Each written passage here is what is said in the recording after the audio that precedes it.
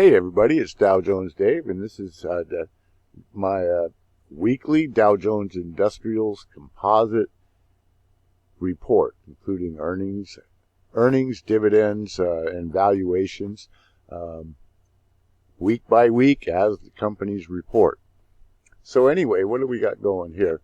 Here's the Dow Jones futures, and as you recall, I identified this little trend break here. Said you want to wait for a retest and then short, and that was successful. But now we're on the other end of it. Now this is the reason I'm using futures, and there are people who go, "Oh, futures don't matter," but futures absolutely matter. You know why? You can't see this formation on a regular Dow Jones Industrials chart. You can only see it in the overnight trading, and that is this trend right here. Clearly identifiable, and it broke. I drew the bottom on here just to let you know I'm aware of pennants, but I don't really care about them. So this is what I care about right here. So it broke, and now it's retested. Let's see what's going on in the 5-minute. Now in the 5-minute, we see it's catching resistance here, and we're probably going to see some kind of corresponding move there over, I would say, overnight, and end up kind of like back somewhere down, not quite all the way down, and then a rally out of there. Why do I think rally? Because of this trend break retest, and it could ride down on this a little bit, but you know, I'd wait till it starts to pop and off this, and then I think you got to trade. That's my opinion. I've been expecting a rally anyway.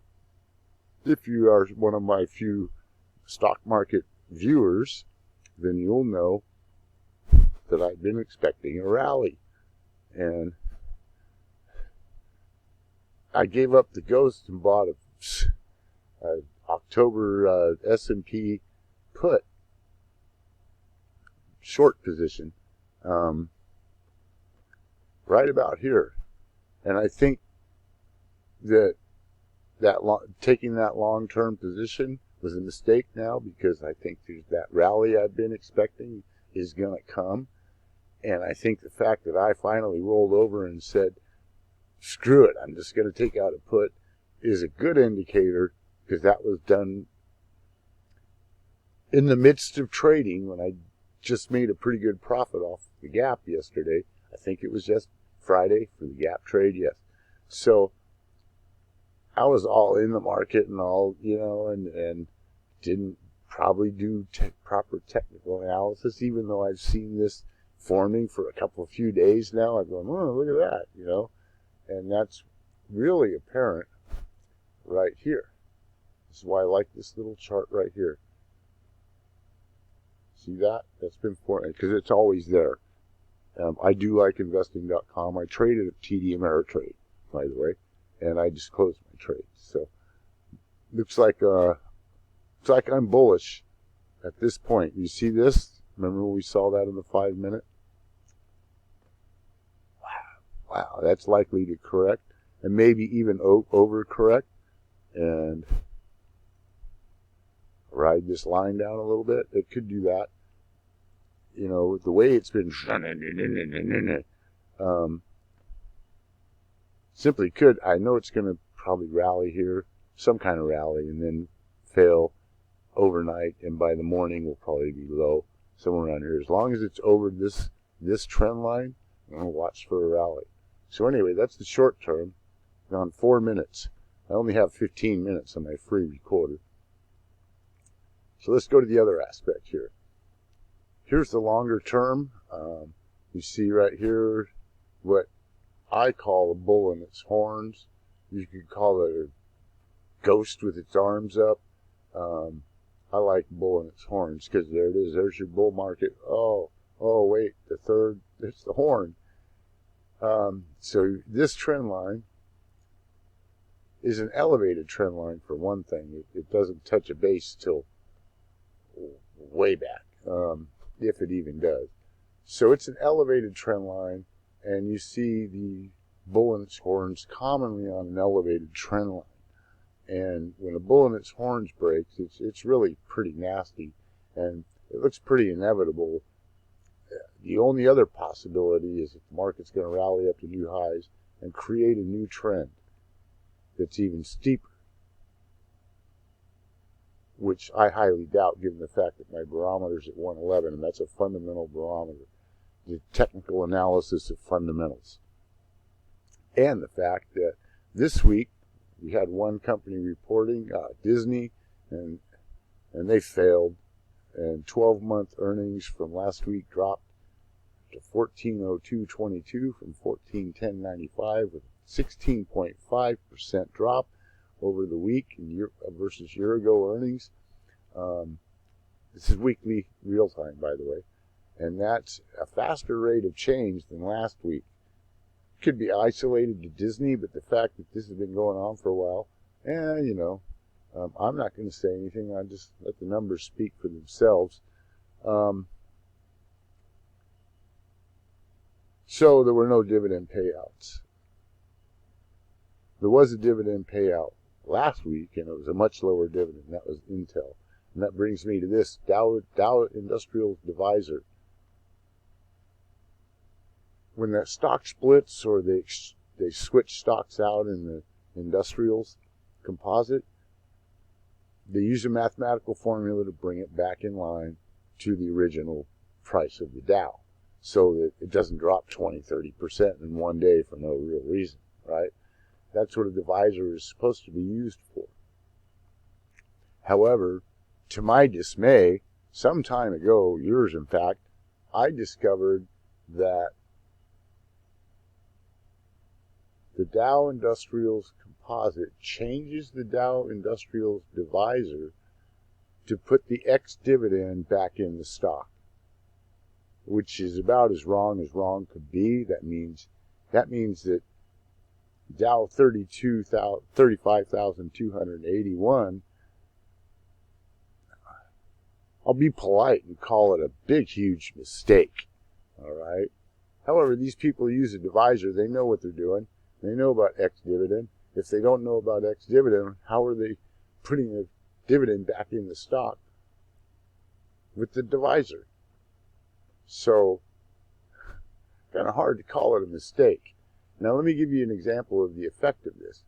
This is the Dow Jones Days ex-dividend multiplier, where I put the dividend back in the stock. See, they put the dividend back in the stock, and I take it back out, because the dividend is gone, ex-dividend. The stock, whatever stock paid out a dividend, traded ex-dividend. And I have, you go to my Dow Jones Davis Investing School, and the class is ex-dividend. You can go to my channel, look that up, if you doubt me, look up ex-dividend. So anyway, they use this divisor to put the dividend back in the stock. So what's the effect of that? Look at 35,281 is the Dow Jones Publishing Company's stated price of their index. They changed the divisor to put Intel's dividend back into Intel's stock price and negate ex-dividend. Now, every stock that pays a dividend at some point before that dividend's paid trades ex-dividend. So you need to look up ex-dividend and see what it means. What it means for the Dow is that one dividend of 12.5 cents from one of the lower priced stocks had a 50-point difference on the stock price after you take the dividend back out of the stock the way it should be. And that affects everything. Didn't affect the yields and the PE because it's pretty small change, supposedly. But this happens every time a Dow component pays a dividend. They change the divisor and put the ex-dividend back into the stock. That means for over 130 years, the Dow Jones Industrials Index, or however long it's been around over 100 years, I know that, has put the ex-dividends back into the stocks every time the stocks pay a dividend. To give you an example of the magnitude, one dividend payout, and it was a tiny dividend payout from from one of the lower price stocks, moved the index price $50. So let's figure it out here.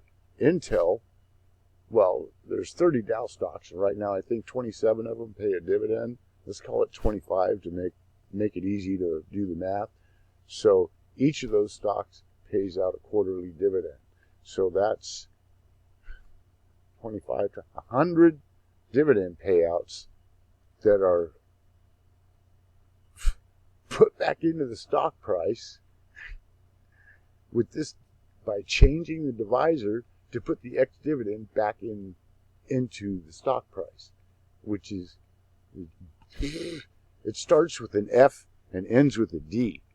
Okay, as far as I'm concerned, this is like, it's insane, but it's true. It took me so long to internalize this, that such a major index was so flawed, and purposely so, because you can't put the ex-dividend back in the stock price if you don't know what ex-dividend is. Most people don't, so, be sure you get your dividends from your broker. That's one thing I got to say. Every time a dividend's paid out by one of these stocks, you call your broker, check your account, make sure you got the dividend, because they steal dividends. And I know this from personal experience. So it's just one of the reasons I'm an option trader. Check your dividends, make sure you're getting them. It's another reason I advise registering the shares, because then the shares are registered to you and the company sends you the dividend directly rather than sending it to a broker. Because read your contract. So that's all I have to say. So anyway, imagine the effect of 30 stocks, 25 stocks reporting 4 times a year. That's 100 dividend events for 100 years. And one of the minor, and just one of the smaller dividends paid out took 50 points off the price of the index. So nobody knows. That's why I'm building my own composite index with current prices, yield, current prices, earnings, and all that. So I'll actually know what the real level of my namesake index is.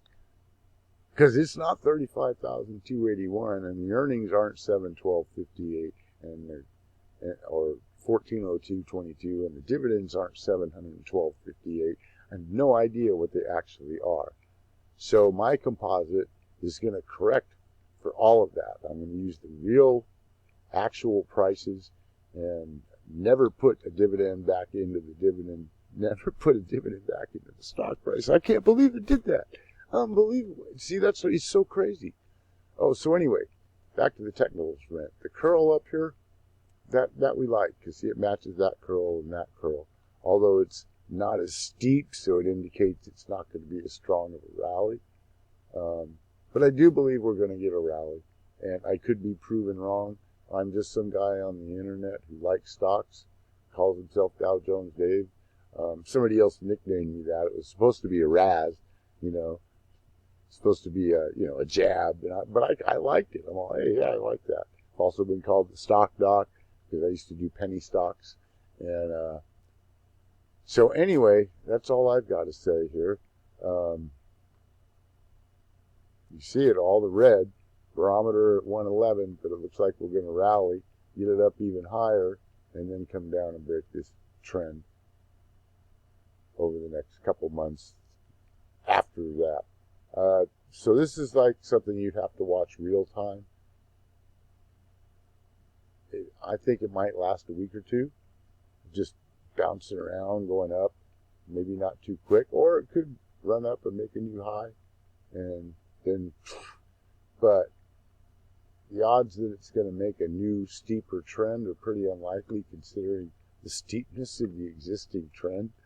I mean, let's go down to a weekly. I mean, look at that. That rally right there. Ah.